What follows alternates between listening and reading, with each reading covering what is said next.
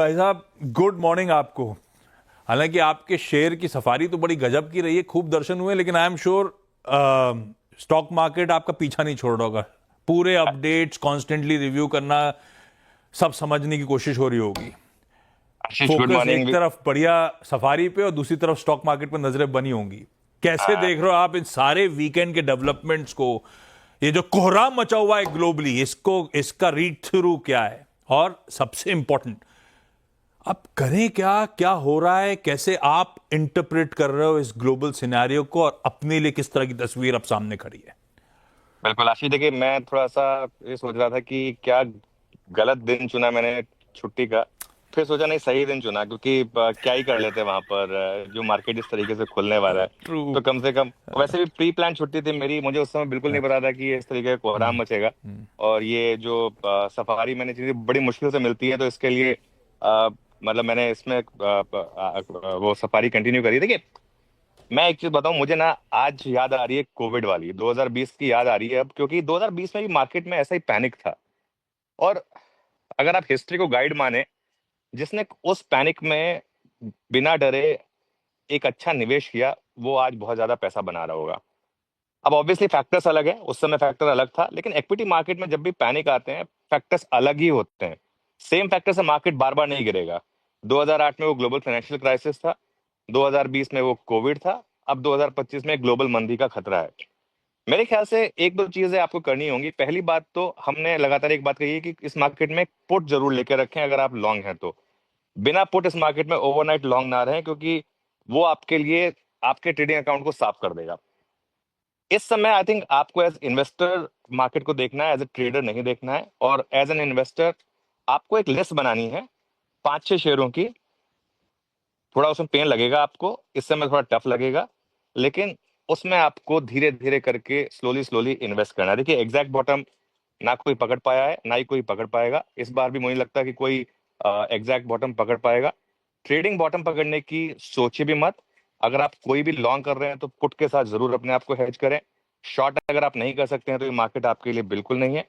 लेकिन मेरा ये मानना है कि जिस तरीके से 2020 के पैनिक में, या 2008 के पैनिक में, या 2000 के पैनिक में आपने कभी भी अगर अच्छे शेयर खरीदे, तो स्टॉक मार्केट ने आपको आगे जाके रिवॉर्ड किया है।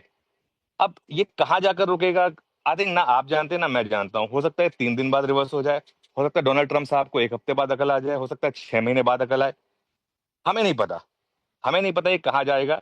और क्योंकि ये एकदम अननोन है, इसके लिए हर कोई पैनिक कर रहा है इस समय। इसीलिए शायद ये एक आपको मौके दे रहा है। लेकिन फिर वही बात कि ट्रेडिंग और इन्वेस्टिंग को बिल्कुल अलग अलग नजरिए से देखें इस मार्केट में, वरना आपका हाल बहुत बुरा हो सकता है। अनुज, गुड मॉर्निंग। अनुज, एक बात तो है कि चाइना का ये रिटेलिएशन शायद हम्म। सबके सोच के परे था।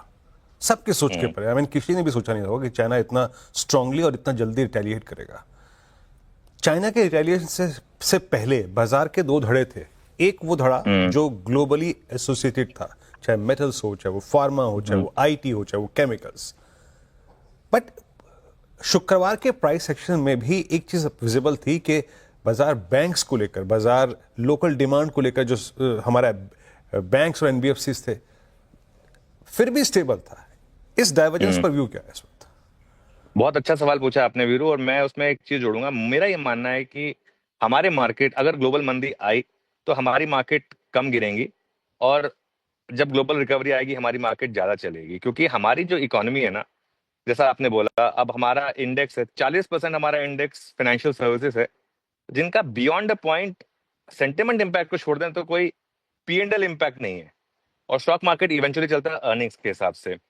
और देखिए, आप पिछले 3-4 दिन से बैंक निफ्टी रिकवर कर रहा है। आज तो खैर बैंक निफ्टी भी गिरेगा, अगर गिफ्ट निफ्टी 800-900 पॉइंट नीचे है, तो बैंक निफ्टी भी गिरेगा। लेकिन रिकवरी सबसे पहले फाइनेंशियल सर्विसेज में ही आएगी। और उसके अलावा एक दो और पॉकेट्स हैं, जैसे कंजम्पशन की पॉकेट है। अब जैसे क्रूड इस तरीके से नीचे आ रहा है, तो जो क्रूड कंज्यूम करते हैं, चाहे वो एशियन पेंट्स हो, पिडिलाइट हो, एचपी बीपी आईओसी हो, इंटरग्लोब हो, ये सब भी गिरेंगे आज।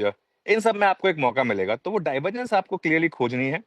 वीरू, मैं तो एक और चीज कहूंगा, इवन आईटी, मैं कल एक बहुत इंटरेस्टिंग नोट पढ़ रहा था। आईटी में हो सकता है आज या कल में हम एक 52 वीक लो के काफी करीब पहुंच जाएं। इस तरीके की वैल्यूएशन, 200 वीक मूविंग एवरेज के नीचे निफ्टी आईटी इंडेक्स सिर्फ 3 बार गिरा है। और हर तीनों बार अगर आपने वहां पे बाइंग की है, तो अगले 3 साल में आपको 30 से 40% के रिटर्न मिले हैं। सबसे लेटेस्ट एग्जांपल था कोविड का। अब मैं ये नहीं कह रहा कि आप आज खुलते ही खरीद लें, लेकिन मैं तो ये भी कहूंगा कि इवन आईटी में भी अब एज ईटीएफ इन्वेस्टर पैसा लगाने का समय आ गया है। अगर और गिरते हैं और नैस्डैक के गिरने पर और गिरते हैं और अगर 52 वीक लो के करीब आ जाए, अगेन मैं फिर कह रहा हूँ बॉटम कोई नहीं पकड़ पाएगा। आपके लेने के बाद भी हो सकता है और 8-10% गिर जाए।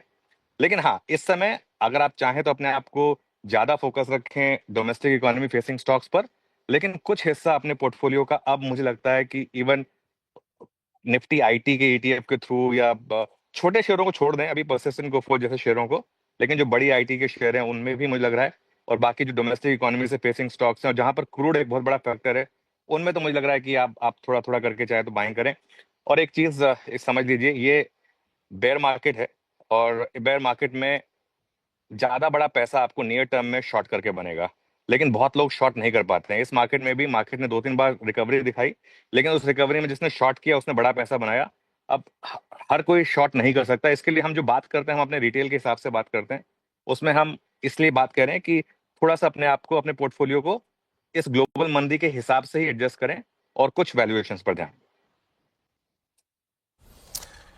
ओके अनुज, बहुत बहुत शुक्रिया इस पूरी बातचीत के लिए। तो अनुज ने यहाँ पे यूएस मार्केट, चाइना का ट्रेडिशन, इंडियन मार्केट्स को आपको कैसे अप्रोच करना है और किस चीज़ पे आपको ध्यान देना है, और स्पेशली आईटी को लेकर, बैंक्स को लेकर एनबीएफसीज की टिप्पणी। अनुज बहुत बहुत शुक्रिया और इस पूरी बातचीत के लिए। क्या क्या स्पॉटिंग करी है अनुज अब तक?